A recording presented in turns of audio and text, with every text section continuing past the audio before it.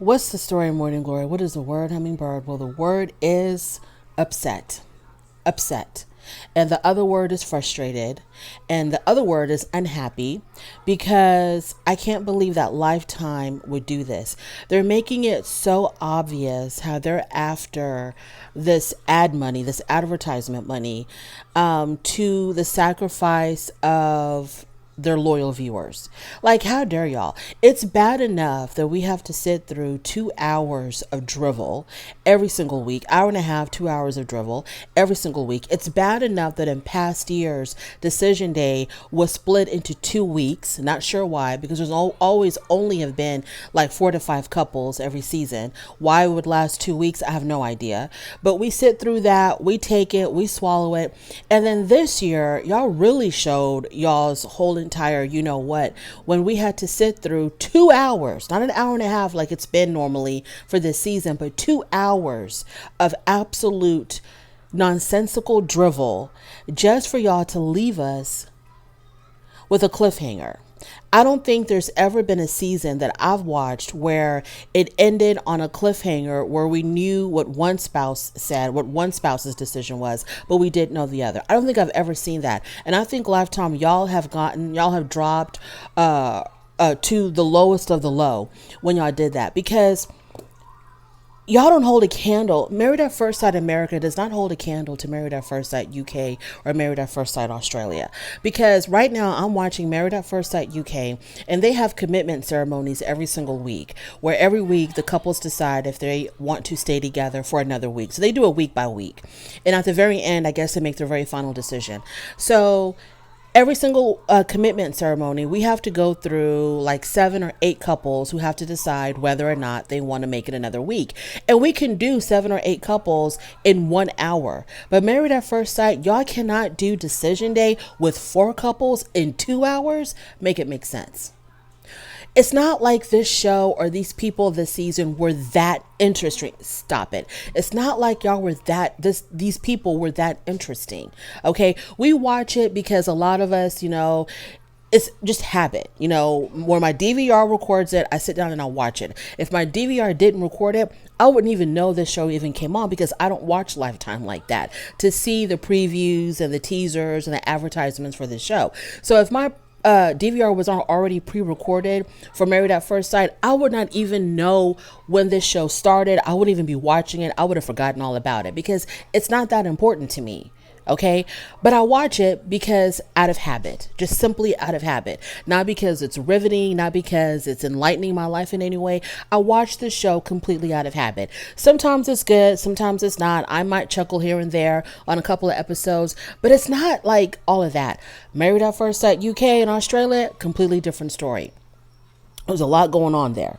So the fact that y'all will leave us on a cliffhanger with Shaquille and like, why?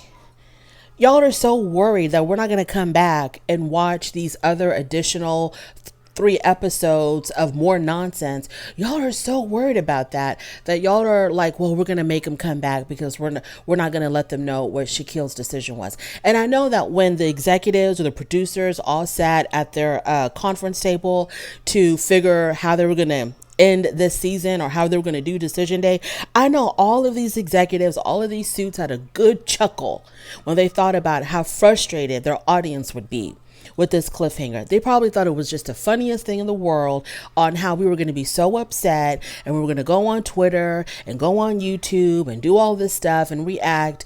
But they were basically like, it doesn't even really matter how mad they get because they're going to come back and watch it next week. I mean, I think it's really insulting. The fact that we have devoted all of this time and then on Decision Day, look, I don't understand. Decision Day could literally be 30 minutes. Literally be 30 minutes. Okay, if you throw in all the commercials, let's give it an hour. It could literally be 1 hour on Decision Day because we don't need the flashbacks, the background story, because we have sat through it all. Someone who has never watched this season, even if you give them the flashbacks, it's not going to make any sense to them. So for those of us who have watched it, we don't need the flashbacks. You don't need to put the flashbacks for those of us who've been dedicated to this whole entire season. And you don't need to put the flashbacks for, that random person who might tune in, who's never watched the entire season. They just show up for decision day to see what two strangers are going to say on whether or not they're going to stay married. So mostly you're catering to your diehard fans. We don't need the flashbacks. We don't need the voiceovers. We don't need the slow motion. Okay? We don't need any of that. I mean, we have suffered through, I don't know how many weeks of the show, and then you leave us on a damn... Okay, I'm done talking about it. I was so upset when I saw that we couldn't get Shaquille's decision. I was like, I'm not even going to do a review. I don't even want to talk about it. But here I am. Okay, let's start off with Nicole and Chris. I'm not going to do a cliffhanger. We all know what's what. I'm not going to tease and do all that nonsense. They ended up saying yes, which is fine. We all knew since day one that Nicole and Chris were going to say yes. Now, the only thing that I have to say about Nicole and Chris is that Chris would have said yes to anybody. I know that a lot of people want to believe in this beautiful fairy tale love story of Nicole and Chris, and I want them to work. I want them to make it. I do like them. I do like them individually. I don't dislike them. I do like Nicole and Chris, but I feel like Chris is a people pleaser. He's a yes man. He's a pick me. He's just one of those people that's always gonna, he would, it doesn't matter who they matched him with, Chris was gonna say yes, unless they would have, unless they matched him with like a pure she devil. Chris was gonna say yes to any half decent woman. That's not to downplay Nicole. Speaking of Nicole, y'all, her in that dress, I thought this was the best Nicole has. She looked better on decision day than she did on her wedding, in my personal opinion. Her in that fuchsia or hot pink dress, she looked ravishing. She was gorgeous in that dress. That color on her. And I think she even has lost weight, I think, because she looked a little bit smaller as well. Her makeup, her hair, she was so beautiful. So they said yes, that's wonderful. She talked about how he needs to work on always trying to appease her. He talked about how she needs to work on not being so self-critical of herself, but it doesn't even matter if they work on this or not. They're going to stay together. They're going to stay together because Chris is just going to, he's going to stay married unless Nicole like offs him or something. He's gonna stay married to Nicole, and Nicole is gonna stay married because she just really wants to, be in a marriage and have a husband. So I'm not worried about Nicole and Chris. If I ever read about that they filed for divorce, it's going to shock me. You're going to have to knock me over with a feather. It is going to shock the hell out of me if I ever heard or read about Nicole and Chris divorcing. They're going to stay forever together. Probably in a year or two, we're going to hear about Nicole and Chris Jr. Moving on to Eris and Jasmine. So Eris and Jasmine had a rough start and a rough middle, and for the majority of the end it was rough, but like the tail end of the end, it kind of got a little bit better. Jasmine had let her guard down a little bit. What's his name? Eris was beginning to try to connect with her on an intimate level, even though they did struggle with the real intimacy. They were connecting in other areas of intimacy, getting to know each other better, getting closer. He talked about missing her when he had to come home early from the couples retreat. She talked about missing him when he had to leave the day before decision day. It seemed like it was headed in the right direction, but it was, too late. What is it? Too little, too late. Too little, too damn late. But either way, even if it was too little too late. Eris, in my opinion, and I've always said this, he's never wanted to be a husband. He's never wanted the responsibility of having to be a husband. Eris is still for the streets. I don't know how he even made it on the show. I don't know how the experts or whoever's in charge of casting could have sat down and spoken with this man for 5 minutes and made the decision to put him on a show like this.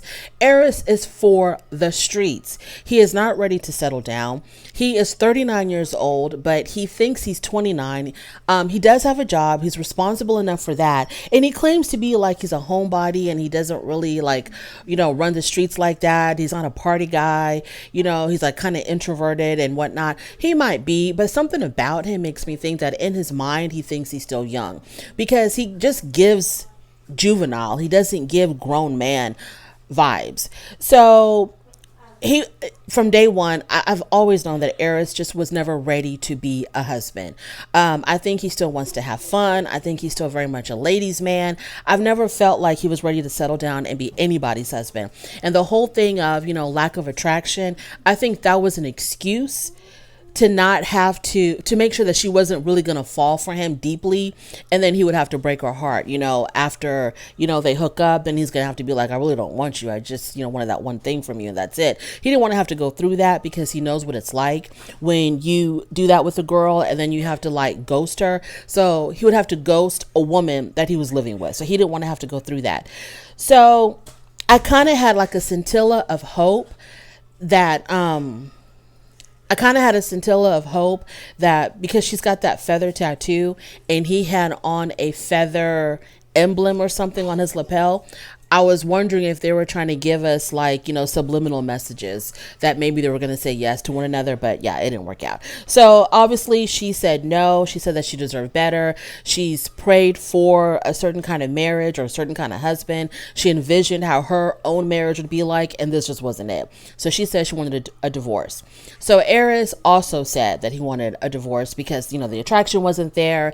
This also wasn't the marriage that he envisioned. He envisioned a marriage where there was going to be a lot more attraction and chemistry, etc.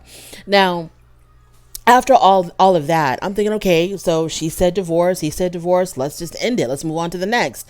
But for whatever reason, the conversation kept on going and it went too far, because then Eris was talking about how he loves himself. I don't know what the question was that was posed to them, but he talked about how much he loved himself, and how he smiles at himself in the mirror after brushing his teeth, and he hugs himself 5 times a day, all kinds of crazy stuff.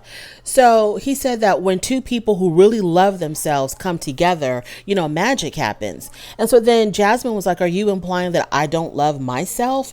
And he was like, well, you can kind of work on your self-love. Excuse me, Eris, when did you, in between all of your philandering ways, when did you have time, in between your threesomes and your orgies and your this and your that and your whatnots, when did you have time to get a degree in psychology and analyze her to the point where you have concluded she does not love herself? When did you have time for that? I don't understand. I mean, there were times when she was, down in the dumps and she was moody because, you were giving her the blues. She was living with a man who told her, I'm not attracted to you. I'm sorry. You're just not my cup of tea. And she still stuck it through because you even gave her accolades for sticking it through with you after all the mess that you put her through. Where do you get off saying that she does not love herself? I really didn't like that. I mean, that was just absolutely awful. So thank God they said divorce, because Jasmine deserves a whole lot better. Eris, we're going to throw you back into the streets. Moving on to Gina and Clint. Oh, by the way, let's talk about Jasmine's dress. That emerald green, loved it. Loved that emerald green. The only thing I didn't like was the mesh in the middle that kind of held the cleavage together. I didn't like that. I don't like the mesh at all. I'm like, let's do without the mesh, or let's be a little bit more creative than the mesh. I didn't like the mesh, but moving on. It could even if it was just like a piece of black fabric, I would have liked that better than the mesh. But okay, moving on. Gina and Clint. Gina, when I saw her in that, it kind of gave me Greek goddess. She looked beautiful. She was so pretty in that dress. She did not come to play. I don't know if she was trying to send subliminal messages to Clint to say yes, because that dress was just like, wow. Okay. So, Dr. Pepper said that she was really mystified that this couple, they're a very good looking couple. Okay. They look good together. I think they actually do look good together. Both of them are good looking in their own right. Why the hell didn't it work? They enjoy spending time together. They claim that they're really good friends. They had fun together. Why didn't it work? And so, obviously the attraction wasn't there, or it was there, but they didn't act on it. I don't know. But, they both say that they wanted a divorce. Clint said, what I liked about Clint is when he said that he would do this all over again. He would do this all over again with Gina, but he knows that he's not the husband for her. Okay, fine. And she said that, okay, she said she wanted a divorce. He wanted a divorce. That's fine.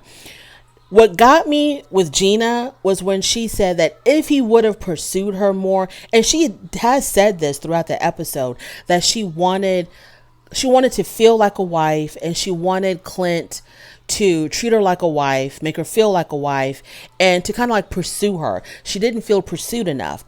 And she said that if he would have pursued her, because I think one of the experts asked, if one of y'all would have made the first move, would it have been that bad? And Gina said that, she wished that he would have pursued her more. But then Clint was like, you were always giving off vibes that you were like turned off by me. She called him cringy. She talked about secondhand embarrassment. When they had to do their intimacy exercise, she was really awkward with this. She didn't like it. I mean, you were giving off vibes that she didn't want this man anywhere near you. You didn't want to move in with him. You didn't want to sleep in the same room with him. You talked about how the attraction just wasn't there, but then you expected him to pursue you and make you feel like a wife.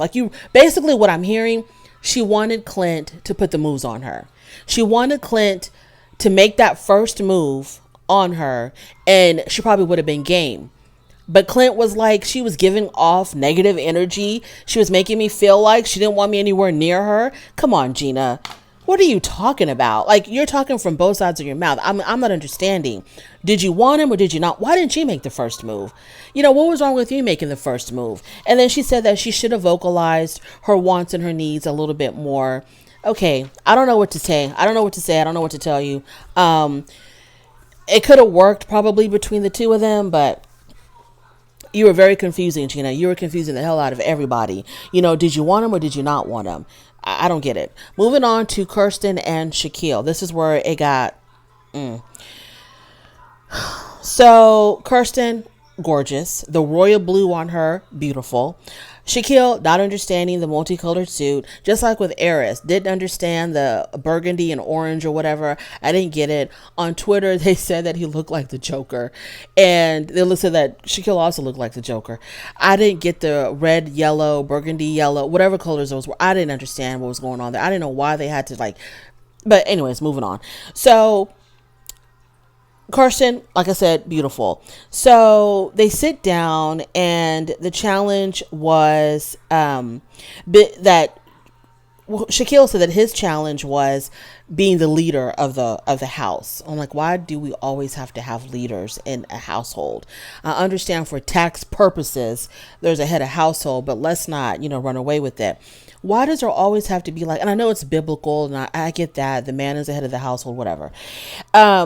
But why? Why can't we just be equal? Why can't we just co-partner? Just sometimes you're going to make the decisions on some things. Sometimes I'm going to make the decisions on some things. It can't be 100% one person all the damn time, because then, we're running into misogyny. We're running into dominance. We're running into a really ugly territory. But anyways, so he says the challenge for him was being a leader in the home, because Kirsten herself is very headstrong, and she's, she wants to make decisions as well. And she has a very dominant personality. So he kind of lost himself, I guess, as a leader. And she said that their challenges were communication. And she brings up the trip, because the trip really was a huge turning point for this man. She talks about the trip and how he never really communicated to her how important it was for him that she accompany him on this trip. And she says, but then again, I should have known that he expected me to go. So they need to work on their communication. And so she said that even though she wasn't initially... She didn't say this, but I'm paraphrasing. Even though in the beginning they struggled with attraction, she really wasn't initially attracted to him. She grew to be attracted to him. She grew to have feelings for him, care for him, etc., etc. She was able to put her guards down. She loved the moments when they went to go visit her family. She loved the moments when they went to church together. And so she said that she wanted to stay in the marriage. And then, of course, when he started talking as if he was going to say that he wanted a divorced, because he talked about all the good things, and then he was like, but, and that's where the show ended. And I'm just like, y'all, I had to, this, what I'm recording right now, this is probably like my 5th attempt recording this video, because every time that I started, I was using inappropriate language that was going to get me demonetized. That's how upset I was with Lifetime. And with, let's talk about, okay, so they do this stupid cliffhanger, like I said before in the beginning of my video, because they really want us to come back to watch the end of Decision Day, and then to watch these additional episodes. Why in the world would I want to look at McKinley again? Why would I want to do that? And what was that? What was his wife's name? Was her name Danielle? No, it wasn't Danielle. Y'all, I forgot her name.